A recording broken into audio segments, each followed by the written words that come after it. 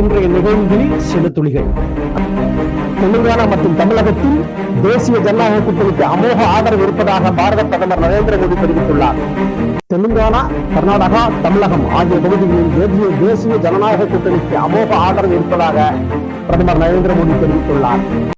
இன்று மார்ச் 18ஆம் தேதி தெலுங்கானா மாநிலம் ஜத்தியால் மற்றும் கர்நாடக மாநிலம் சிவமோகா பகுதியில் நடக்கும் பொதுக்கூட்டத்தில் பங்கேற்க இருக்கிறார்.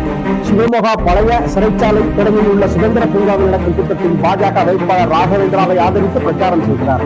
அதனைத் தொடர்ந்து தமிழகம் வரும் பிரதமர் மோடி அவர்கள் கோவையில் மாலையில் நடைபெற உள்ள ரோடு ஷோவில் கலந்து கொள்கிறார்.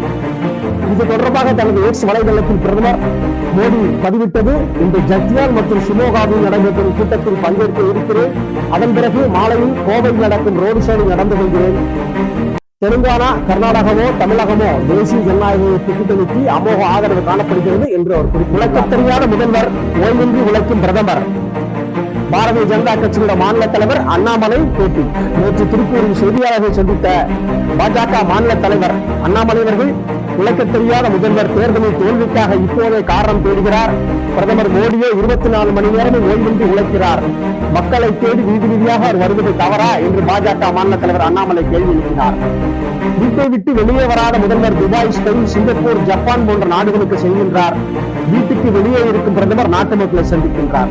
முதல்வர் வெளியே வர வேண்டாம் என்று நாங்கள் கூறவில்லை. திமுகவினரும் முதல்வரை நகர்வலம் அழைத்து வரலாம் என்று அவர் பத்திரிகையாளர் சந்திப்பில் கூறினார்.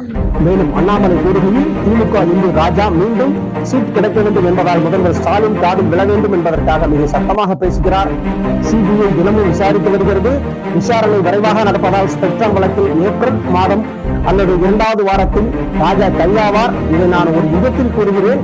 தீர்ப்பு வரும்போது இதை என்னுடன் முடிச்சு போடக்கூடாது என்று கூறினார்.